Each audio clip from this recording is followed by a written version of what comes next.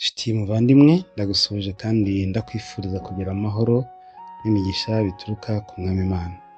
Yesu ashimwe.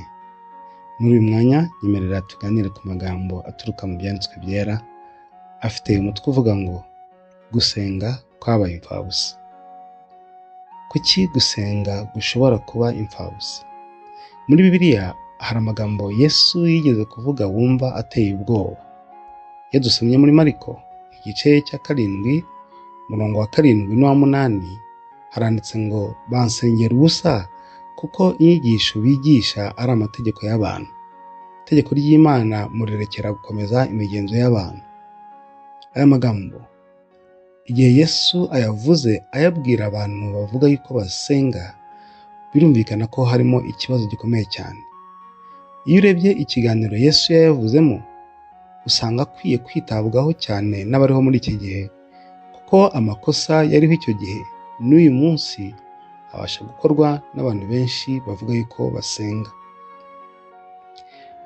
Hari amagambo Pawulo yavuze dusanga mu Baroma igice cya 15 umurongo wa 4 akwiye kwitabwaho. Haranditse ngo ibyanditswe kera byose byandikiwe kutwigisha, kugira ngo kwihangana no guhumurizwa bitangwa nabyo biduheshe ibyiringiro. Birumvikana ko ibintu byose dusoma mu byanditswe byera, buri kintu cyose cyanditswe muri Bibiliya n'ubundi kiba cyarandikiwe kugira ngo cyigishe abagisoma cyangwa se abakiga. Natwe igihe dusoma aya mateka turimo twigira hamwe muri iki cyigisho, ni ingenzi cyane kureba ni ikihe cyigisho Umwuka Wera ashaka ko twigiramo. Ubundi se gusenga twabyita iki? Ubundi gusenga ni ukuganira n'Uwiteka. Gusenga iyi ngingo Bibiliya yagiye ivugaho mu buryo bwinshi. Yesu kandi yayigarutseho we mu buryo bwihariye. Buriya mu gusenga harimo imbaraga irenze ubundi buryo ubwo ari bwo bwose bwo gusabana n'Imana ko umuntu ahuza n'ijuru muri icyo kiganiro. Ariko nabyo bifite umurongo bikwiye gukorwamo, kuko iby'Imana byose ari kuri gahunda. Hari gahunda rero Imana yabishyizemo. Imana mu buryo butangaje yita ku masengesho y'abana b'abantu. Hari amasomo dushobora gusoma kandi abihamya. Iyo dusomye muri Zaburi igice cya 102 umurongo wa 18 haranditse ngo yitaye ku gusenga kw'abatagira shinge na rugero, adasuzuguye gusenga kwabo, kandi Imana inezezwa n'abayizera by'ukuri. Iri somo dusomye hejuru rijyana n'iri somo kandi dusanga mu Migani igice cya 15 umurongo wa 8. Igitambo cy'umunyabyaha ni ikizira k'Uwiteka, ariko gusenga k'umukiranutsi biramunezeza. Urumva yuko Imana inezezwa n'abayizera by'ukuri. Gusenga nibwo buryo bwo gushakashaka mu maso h'Imana no kwiyiriza ubusa. Nacyo ni ikindi gikomeye kandi gikwiye kujyana no gusenga. Imwibuka amateka dusoma ya Daniyeli. Iyo dusomye muri Daniyeli igice cya 9 umurongo wa 3 haranditse ngo hanga amaso Umwami Imana yanjye, mushakisha gusenga no kwinginga niyiriza ubusa, nambara ibigunira nisiga ivu. Aha bigaragara yuko Daniyeli bumwe mu buryo yahisemo gushakashaka mu maso y'Uwiteka, yakoze n'icyo wakwita gikomeye, kwiyiriza ubusa. Ati nambara ibigunira kandi nisiga ivu. Bibiliya kandi ivuga yuko iyi ngingo yo gusenga izakomeza kubaho yewe no mu isi nshya. Iyo dusomye ubuhanuzi dusanga muri Yesaya igice cya 66 uhereye ku murongo wa 22 ukagera ku murongo wa 24, Bibiliya iravuga ngo nuko ijuru rishya n'isi nshya nzarema, nk'uko ijuru rishya n'isi nshya nzarema bizahoraho imbere yanjye, niko urubyaro rwawe n'izina ryawe bizahoraho, niko Uwiteka avuga.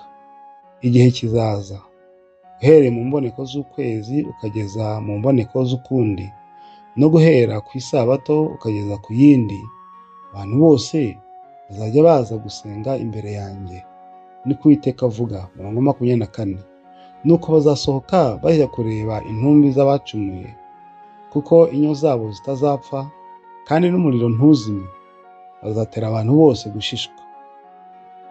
Iyi mirongo dusomye igaragaza neza yuko iki gihe abanze kwihana, igihe icyaha kizaba cyarakuweho, igihe ibibi byose bizaba byakuweho, ngo abantu bazajya basohoka bajya kureba intumbi z'abacumuye.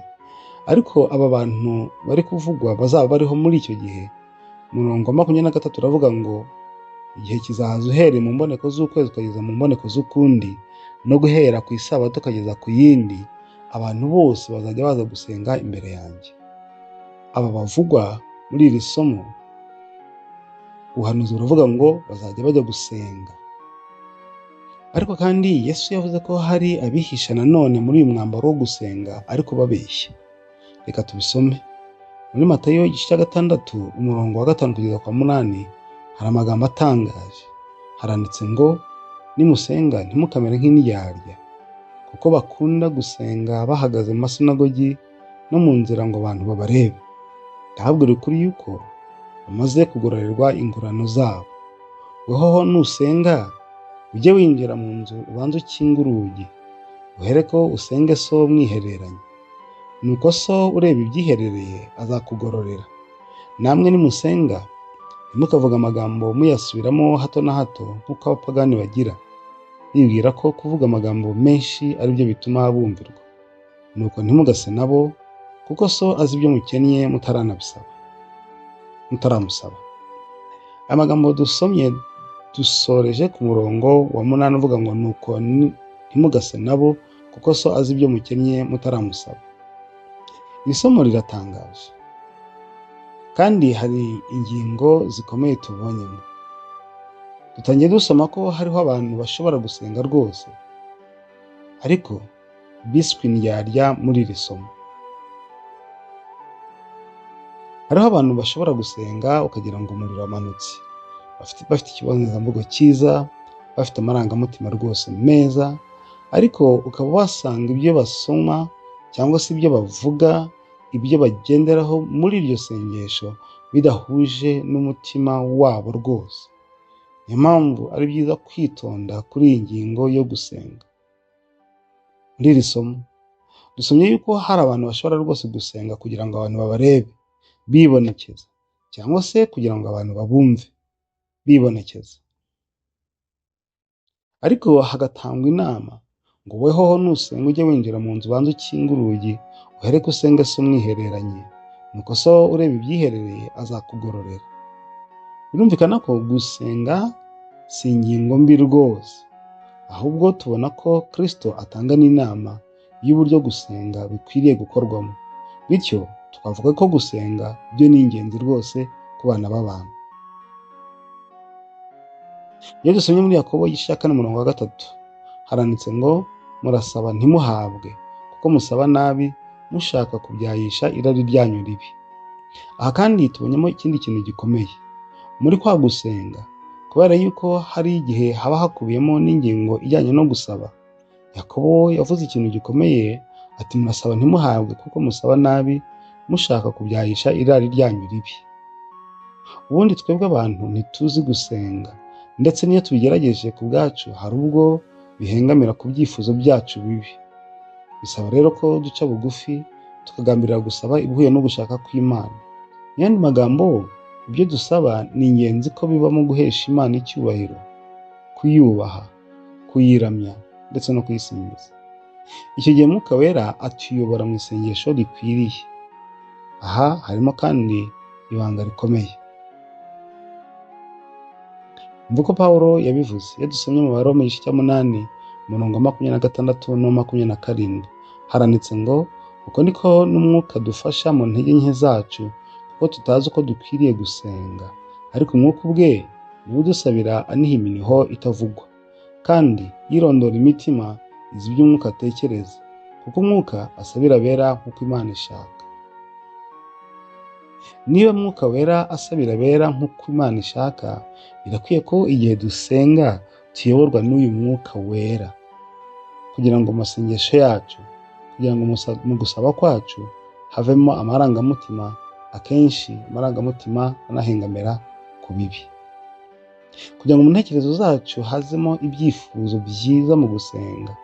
Burya ni Mwuka Wera uduhishurira ibikenewe, bityo tukaba twasaba ibihuje n'ibyo Imana ishaka kuri twe, bitarimo irari ryacu ribi, bitarimo ibyifuzo bibi, bitarimo kwikunda.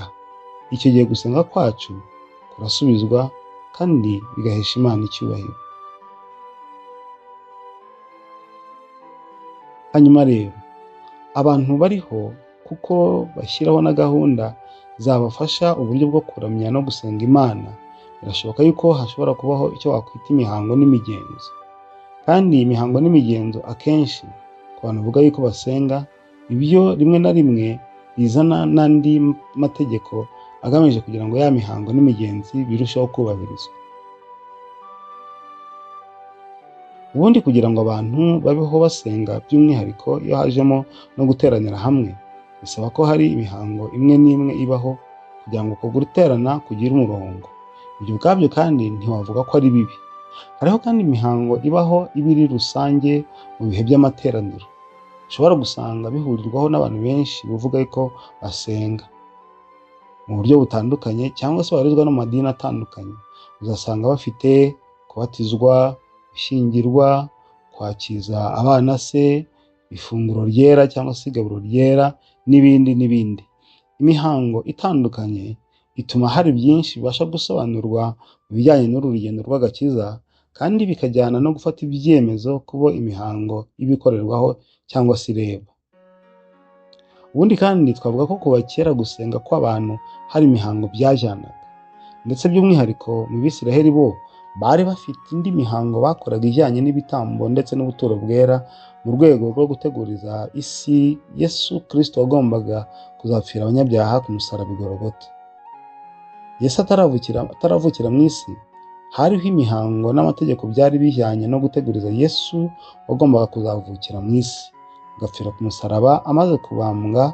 Buriya igihe Yesu yapfaga amaze no kubambwa, ya mihango yose n'amategeko ajyanye nabyo byamutegurizaga byose byahise bigera ku iherezo ryabyo. Burya nicyo Pawulo yavugaga mu Befeso igice cya 2:15, handitse ngo amaze gukuzaho amategeko y'iby'imihango umubiri we, kugira ngo ba babiri abarememo umuntu umwe mushya muri we, ngo azane amahoro atyo. Ngo amaze gukuzaho amategeko y'iby'imihango umubiri we, ni amategeko y'iby'imihango. Muri Yesu yapfiraga ku musaraba, hari amategeko n'amabwiriza yahise agera ku musozo, kuko byose byacureraga igitambo cya Kristo ku musaraba, ndetse byarebaga ishyanga ry'Abayuda muri rusange. N'undi wese washakaga kubigenderamo yagombaga kuba abikora nk'abo, yubahiriza n'indi mihango yabo. Aha ndavuga Abayuda. Umuntu yagombaga kubanza kwemera imihango yabo n'imigenzo yabo, kandi akabihamya akora buri kimwe cyose asabwa, by'umwihariko no gukebwa ku mubiri. Yesu rero amaze gupfa, akuraho izo nsika zatandukanyaga Abayuda n'abanyamahanga, bose bahinduka umwe kubwo kwizera Yesu. Ibi birimo ikindi cyigisho kandi kirekire ndetse gikomeye. Gusa imihango yose kugira ngo igende neza, ijyana no kugena imigenzo iyishyigikira kandi igatuma iyo mihango igenda neza. Uzasanga hari gahunda itegurwa kandi ikwiye gukurikizwa kugira ngo umuhango wose ugende neza. Kimwe mu bibazo rero bishobora kubaho, hari ubwo abantu bagenda bagashyiraho amategeko menshi ashyigikira imigenzo yabo, imihango itandukanye yabo, amategeko menshi, ariko ku buryo yo ubwayo agenda akaremerera kuruta abo yashyiriweho, akaremera mu buryo buteye ubwoba kuruta ibyo yashyiriweho. Mu Bayuda bari barashyizeho amategeko menshi cyane, yageze igihe aremerera abantu, kuko n'ibihano byajyanaga nayo byari bikaze. Kandi habagaho n'abantu bahoraga bagenzura iyubahirizwa ry'ayo mategeko. Ko niko Yesu yabyitegereje, biba ngombwa kubivugaho ngo acyahe ubwo buyobe. Hanyuma rero, reka tugaruke ku ngingo yacu, aho Yesu yavuze amagambo akomeye ati, bansengera ubusa kuko inyigisho bigisha ari amategeko y'abantu. dusubire kuri rya somo usomye muri Mariko tugahera ku mirongo ibanza igice cya 7 kaduhera ku murongo wa 6 tugera ku murongo wa 13. Arabasubiza ati Yesaya yahanuye ibyanyu neza mwandyarya mwe, nk'uko byanditswe ngo ubwoko mushimisha iminwa yabo ariko imitima yabo indi kure. Ubundi uyu murongo wa 6 utangirana n'ikibazo gikomeye gishobora kuba kibyara n'ibindi byose turakomeza kubona muri iri somo.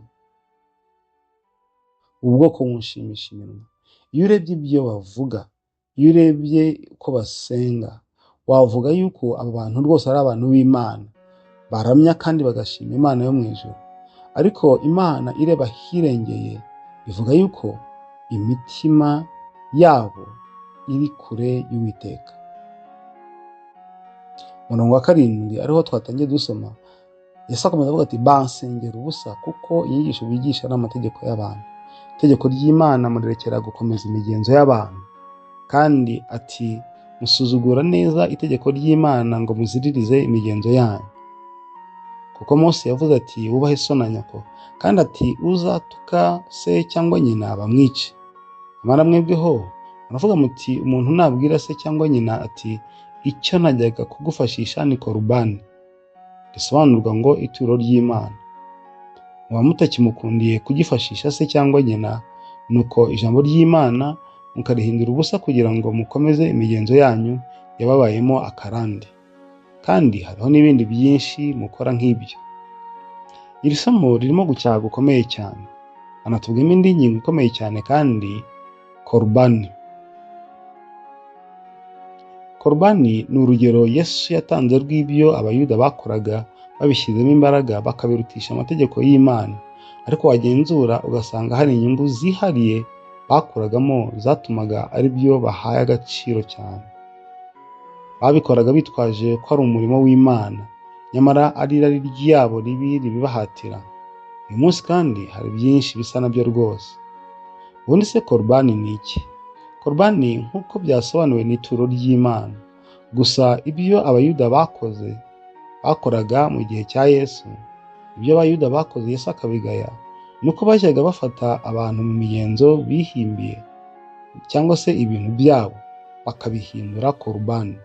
Ibyo bikaba bivuze ko yaba abantu ubwabo cyangwa se ibyabo byose bimaze kwegurirwa Imana igihe bivuzweho iryo jambo ko ari korubani.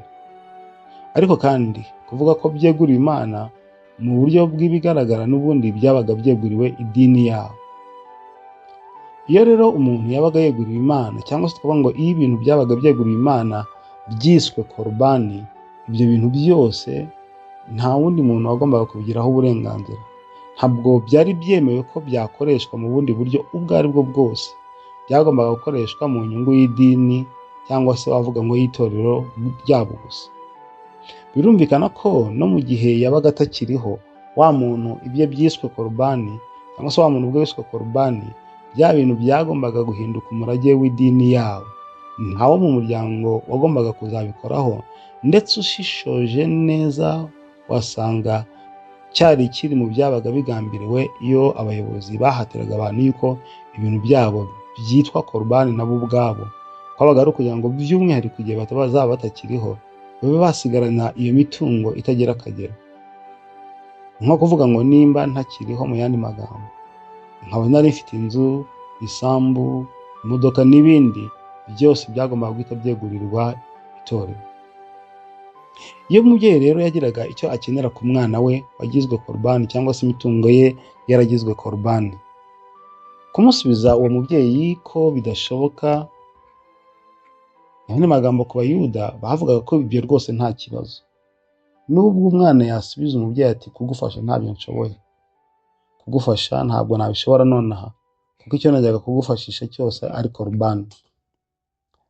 Kuvuga ko icyo yajyaga gufashisha umubyeyi ari korubani, abayuda bavugaga ko ibyo rwose nta cyaha kirimo kuko byeguriwe Imana. Bongeyeho ibintu byabo bose, abantu ubwabo biyeguriye Imana, byatumaga bigeraho ababyeyi batacyubahwa cyangwa se ngo babe bafashwa. Nubwo babaga bageze mu zabukuru, bifuza ubufasha buturuka ku bana babo. Mu buryo bumwe cyangwa ubundi, igihe havugwaga ayo magambo y'uko icyajyaga gufashishwa umubyeyi uri mu kangaratete ukeneye ubufasha ari korubani, abayuda baravugaga ati aho rwose nta kibazo kiba gihari.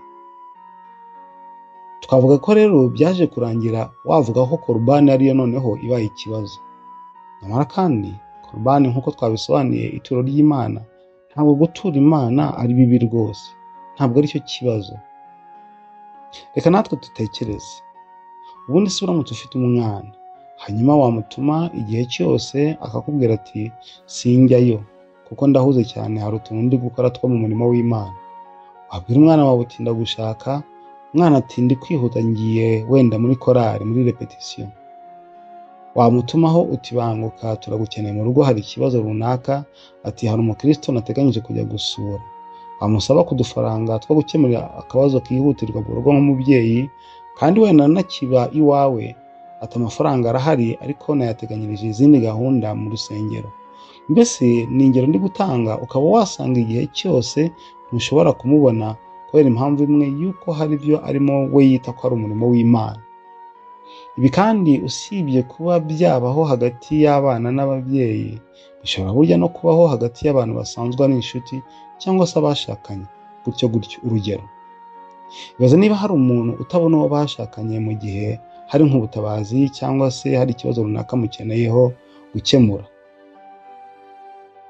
kandi wenda icyo kibazo kikaba kinakomeye rwose, gikomeye mu muryango, ariko akaba atabasha kubona uwo mufasha we igihe cyose kuko ngo aba ari muri gahunda yita ko ari iz'umurimo w'Imana. Ibyo bishobora gutuma umuntu atekereza ko ikibazo ari uwo murimo w'Imana nyine. Gukora rero umurimo w'Imana si bibi, ariko ntibikwiye gutuma n'ibindi Imana idusaba mu bushake bwayo bidakorwa. Aha bisaba rero ko habamo ubwenge nyakuri bw'Imana kugira ngo ari umurimo w'Imana ukorwe, ariko n'izindi nshingano zikenewe cyane cyane nko mu muryango mugari w'abantu nazo zibe zakorwa igihe bihuje no gushaka kw'Imana. Bivuze kandi ko rero hakwiye kubaho kuyoborwa n'ijambo ry'Imana mu byo abantu byose bakora. Dukwiye gukora umurimo w'Imana, ariko kandi tunita ku bindi byose yadusabye gukora mu mategeko yayo ntakuka. Ku Bayuda bagombaga gutura Imana bakora umurimo wayo, ariko kandi banubaha ababyeyi babo kuko byari itegeko ry'Imana. Ndetse mwibuke ko Yesu yavuze ko hari ibindi bakoraga nkabyo byose byashoboraga gukorwa nibyo, ariko bidakuyeho no kubaha itegeko ry'Imana. Andi magambo, ikibazo ni uko ibyo bakoraga byose babishyiragamo imbaraga kugera ku rwego birwanya itegeko ry'Imana. Turebe rero icyo wakwita korubani ya none. Imihango yose ikorwa muri iki gihe igakorwa n'abitwa ko basenga kandi ari abayobozi mu by'idini, ariko ugasanga itegeko ry'Imana ryirengagijwe. Ni ukuri rwose ibyo Yesu yavuze ku Bayuda nabo niko yababwira. Gusenga kwabo rwose ntacyo kumaze, kuko inyigisho bigisha ari amategeko y'abantu. Niba ibyo bikorwa byose bikorwa ariko hakirengagizwa itegeko ry'Imana, cyangwa se bikagongana n'itegeko ry'Imana, akaba ari byo bihabwa agaciro kuruta kubaha itegeko ry'Imana. Ni imigenzo yashyizweho y'ubwayo itarajyaga kuba mibi, ahubwo igihe cyose igonganye n'itegeko ry'Imana maze ryo rikirengagizwa, iyo migenzo ihinduka umuvumo. Niba Imana yaravuze ngo gira utya, umuntu akabihindura we ngo oya, ahubwo gira utya, icyo gihe rwose ukwiye guhitamo kubaha Imana kuruta abantu. Ubundi bumwe mu buryo Imana yahisemo kugaragaza imico yayo ku bantu ni igihe yatangaga amategeko 10 yayo yera ku musozi Sinayi, nk'uko tubisoma mu Kuva igice cya 20 uhereye ku murongo wa 1 kugera kwa 17. Ni ukuri aya mategeko 10 ni ntakuka, kandi gukiranuka gusabwa nayo kwasohorejwe muri Kristo Yesu. Umva ko Yesu yabivuze. Iyo dusomye muri Matayo igice cya 5 umurongo wa 17 n'uwa 18, haranditse ngo mwitekereza ko naje gukuraho amategeko cyangwa ibyahanuwe. Sinaje kubikuraho, ahubwo naje kubisohoza. Kandi ndababwira ukuri yuko ijuru n'isi kugera aho bizashirira, amategeko atazavaho inyuguti imwe cyangwa agace kayo gato, kugeza aho byose bizarangirira. Mu gihe cya Yesu, n'ubundi iyi ngingo yavugagaho rwose. Ariko Yesu yavuze ikintu gikomeye mu murongo wa 17 ati naje kubisohoza. Bya bindi byose byasabwaga n'amategeko, Yesu yazanywe no kubisohoza. Kandi uku gukiranuka kose kwasabwaga n'amategeko, Imana yahishuriye ubwoko bwayo igihe bari bari mu butayu ku musozi Sinayi. Uku gukiranuka kose kwasohojwe n'imibereho ya Yesu ari hano kuri iyi si. Arangije kandi avuga ikintu gikomeye yuko kugera aho ijuru n'isi bizashirira, amategeko atazavaho inyuguti n'imwe cyangwa agace kayo gato, kugeza aho byose bizarangirira. Amategeko avugwa ahangaha atandukanye n'aya mategeko y'imihango n'imigenzo, atandukanye n'amategeko ishyanga ry'abayuda ryari rifite, yari ajyanye by'umwihariko n'imirimo yakorerwaga mu buturo bwera. Aya niyo n'ubundi yakuweho igihe Yesu yari agipfira ku musaraba. Mu gihe cya Yesu hari umuntu w'umutunzi wigeze kubaza Yesu icyo yakora ngo aragwe ubugingo buhoraho. Yesu amubaza ku by'aya mategeko 10 yo ku musozi Sinayi. Nimwibuke, iyo dusomye muri Mariko igice cya 10:19, Yesu yabajije ikibazo kivuga ngo uzi amategeko ngo ntukice, ntugasambane, ntukibe, ntukabeshyere abandi, ntukariganye, wubahe so na nyoko. Iyo urebye aya mategeko Yesu yibutsaga uyu muntu amubaza niba yazi, ni amategeko akubiye muri ya yandi 10 yo ku musozi Sinayi. Yakobo kandi nawe hari umuburo yatanze agaruka kuri ya mategeko 10. Iyo dusomye muri Yakobo igice cya 2 umurongo wa 10 kugera kwa 11, haranditse ngo umuntu wese witondera amategeko yose agasitara kuri rimwe aba yacumuye yose. Nahe mategeko Yakobo yavugaga hano turabisanga mu murongo wa 11. Yatanze ingero ati kuko wavuze ati ntugasambane, niwe wavuze ati ntukice. Nuko rero nudasambana ariko ukica, uba ucumuye amategeko yose. Aha rero tutabiciye ku ruhande, dukore umurimo w'Imana nibyo, dufashe abababaye nibyo, duterane nibyo mu bihe bitandukanye, dusenge nibyo rwose, dushyiraho gahunda zitandukanye zadufasha mu murimo w'Imana nibyo, dushyiraho gahunda zidufasha amatorero atandukanye yacu nibyo. Mu bihe byo kuramya byinshi bitandukanye, dukwiye gushyiraho gahunda rwose zidufasha gukora iyo gahunda yo gusenga nibyo. Ariko n'ibyo twabikora, nta na kimwe kigomba gutuma tudakora iby'Imana idusaba muri ya mategeko 10 yayo. Nta na kimwe rwose kigomba gutuma dutandukira ubushake bw'Imana ngo tuyisuzugure kandi tuvuga ko ariyo dukorera. Hari rero n'abakora ibindi biteye ubwoba ku giti cyabo, bazi kugira ngo umuntu akore ibikorwa birimo ubujura, kubeshya, ubusambanyi n'ibindi bibi byinshi, ariko narangiza amafaranga abikuyemo avuga ngo aje kuyakoresha umurimo w'Imana, ku buryo yanakumvikanisha ko yabikoreye kugira ngo abone ayo mafaranga yo gushyigikira umurimo w'Imana. Mbese mu yandi magambo, umuntu akaba yavuga ko ibyo byaha byose yabikoze kugira ngo ashyigikire umurimo w'Imana. Umuntu akavuga ati nemeye ndabikora, nemeye nkora icyo cyaha kugira ngo ntatera agahinda wenda umuntu w'Imana, kuko hari ibyo yansabaga mbona ko abikeneye cyane. Nk'uko Imana ibidusaba, dukwiye gufasha abababaye. Umuntu akaba yakwemera agakora bitandukanye n'ugushaka kw'Imana. Umuntu ati nabikoze kugira ngo mbone amafaranga yo kuzana umurimo w'Imana, kandi ukaba uzi ko ibyo wakoze Imana ibibuza. Oya rwose, Imana ntinaniwe kubigushoboza kandi ukabishobora binyuze mu nzira nziza. Nicyo kwizera burya kumaze. Ntabwo ibikorwa byacu bikwiye kwambara umwambaro wo gukorera Imana hanyuma ngo bidushore mu gukora ibyaha, kandi burya kwizera kuzatubashisha gukorera Imana no mu buryo tutatekereza. Niyo mpamvu ibyo dukora byose, yaba amategeko atandukanye twashyizeho ajyanye na gahunda z'ibyo tuvuga ko tubamo twita ko ari umurimo w'Imana cyangwa gusenga, ntibikwiye kugwa mu itegeko ry'Imana. Mwibuke Yesu agaye abafarisayo yaravuze ati bansengera ubusa kuko inyigisho bigisha ari amategeko y'abantu. Itegeko ry'Imana ngo barihinduye ubusa gukomeza imigenzo yabo. Muribuka yuko itegeko hariya Yesu yagarukagaho ni itegeko rijyanye no kubaha ababyeyi, itegeko riboneka muri ya yandi 10 Yesu yatanze ku musozi Sinayi, Imana ubwayo yayatanze, aho itegeko rivuga ngo wubahe so na nyoko kugira ngo uramire mu gihugu Uwiteka Imana yawe guha. Tugana ku musozo, nshuti muvandimwe, nk'uko twabibonye gukorera Imana biriho kuva kera, kandi iyo binyuze mu murimo dukorera mu itorero cyangwa se ahantu hatandukanye duteranira, birashoboka ko hari imihango n'imigenzo dushobora kwisangamo. Ibyo ubwabyo si bibi, ariko ntibikwiriye gusimbura n'ibindi Imana idusaba mu mategeko yayo. Mu rugendo rw'agakiza ntabwo umuntu akora kimwe ngo yirengagize ikindi, kandi byose ari Imana ibisaba. Niyo mpamvu Yesu yacyashye abafarisayo muri ubu buryo.